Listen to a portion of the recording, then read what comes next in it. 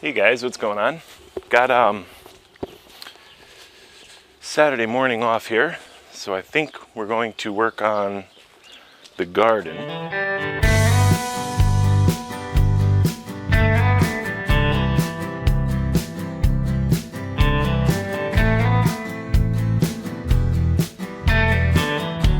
Alright, so we put in the different compost and stuff like that. I've already turned it. My compost bin here. This here is nugget hops for making beer. And this one here is Cascade hops. They go up this pole here. Trying not to shake the camera too much. Some green onions. Very good. They come up every year. I keep them in the buckets. I do a lot in buckets. We have some kale. We've been getting a lot of rain. So, kale, collards.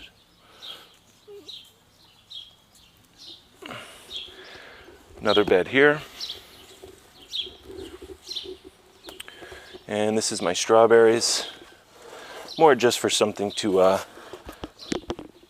graze off while I'm out here working in the garden. And we get some bell peppers, large jalapeno. Those are the mild variety jalapeno. A red macaroni pepper, a sweet pepper. Some tomatoes. These here are beefsteaks. We have big boys here next to them. And then my greens.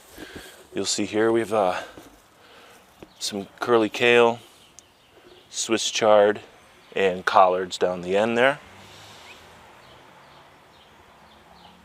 About 10, 12 plants of those. These are just voluntaries, or ones that come up from last year. And what we're going to plant today is I got some red lettuce, some more kale, bunch of tomatoes, cherry tomatoes, a couple heirloom varieties.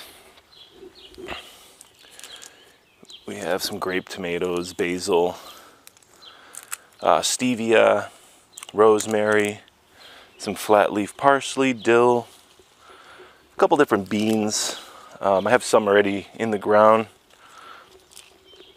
A habanero. Yeah, so we're going to be planting these up today.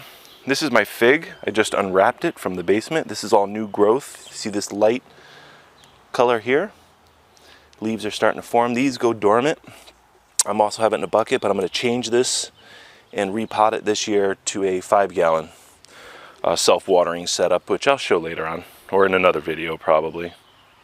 But yeah, so that's my plan for today. Get this yard cleaned up a little bit. All right, I'll be back. I want to show you a really cool plant that I plant every year. It is the world's hottest pepper. It is the Carolina Reaper. And this one here, I overwintered. You can see a lot of the old fruit still on it. This one basically was just growing under lights, and I just kept it alive. Probably not the most healthy right now, but cutting all this old fruit off, you can see a lot of the new fruit already starting to grow.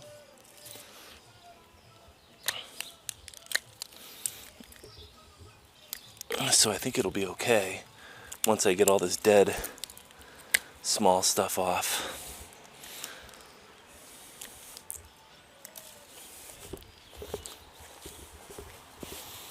Now this is the Carolina Reaper. It's about 2 million Scoville units. Believe it or not, I use it more for pesticide. It's a great ground up, dried, ground up, and put in with soap. Sprayed on a lot of plants, helps keep slugs and other pests off. Of course, after it rains, you kind of have to put it back on again. I'm not going to do too much all at once. This as far as trimming it down, because I am going to repot it into a 5-gallon bucket. Yeah, not the healthiest looking plant, but it'll bounce back. You see that nice stalk, and look at that thing. That's like thicker than my finger. It looks like a tree.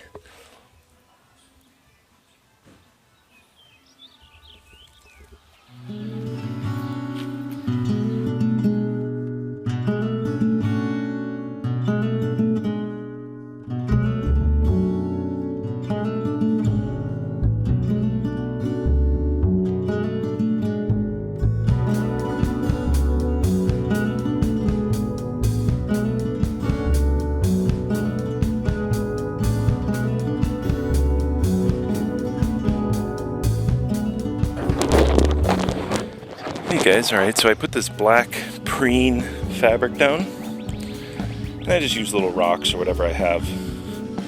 This wood won't be staying here, I just use the wood to step on, so I don't sink in. It doesn't pack the soil down too much. This here is just a piece of concrete mesh that they use for putting in sidewalks and things like that. And then just 2 pieces of wood driven into the ground. I'll show you. For cucumbers, both of these. Well, they're cucumbers in the summer, and then they're snap peas and things like that in the fall. My little compost bin, it's been there forever. Kind of takes up valuable garden space, but that's all right. And then I just put some fabric here. Sometimes I plant in here, in this area right here, but most times I don't. I just use that for access to pick cucumbers from both sides. I also cover this with fabric. Now you'll see the back is not covered. I put beans all the way along the back, and they grow up this nylon mesh on the back of the fence here. These cement blocks, I do herbs. They seem to do fairly well. These are just a snap bean I bought. There's 5 plants in here. Now normally I start all my stuff from seed, but because of my schedule, working and everything else this year, I have not been able to do so, so I figured I would just buy them. But I still want to have my garden. So now I'm just going to separate them gently. Now if you open it up, you'll actually see, I don't know if you can see that, you'll see the bean casing from when they grew, when they seeded them. You just want to, attacked by bugs here, you just want to try to separate them a little bit, if you can, without doing too much damage. Like this one here, we should be okay. There we go.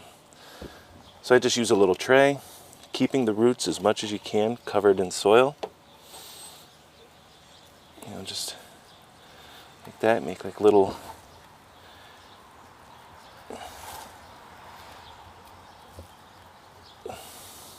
clumps like that. This one should be okay as well, the one of them. Now some people can actually, see this one's pretty tight, these 2 here, so we're going to keep this double together. Some people use water and they take them down to the bare roots and then replant them. I only do that when I do hydroponics or anything like that. But other than that, I just keep the original soil. Alright, so let's get those in the ground. Alright, here are the beans. Now, what I do is I'll space them out so that I can plant seeds in between. And I'll have like a multi-crop of beans come out. It'll be this green snap bean, and I'm also going to do a royalty purple, which is a purple green bean. The purple ones are good. The only problem with them is they don't seem to grow as fast, but the only thing I don't like is they turn green when you cook them. It would be really cool to have a purple bean that stayed purple. But they're good for salads and stuff as well, because they stay purple as a salad.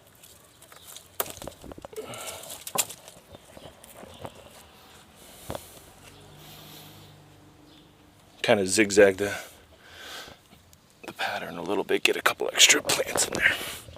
All right, and there are the beans. We'll water them in and they'll be good to go. Yummy, can't wait.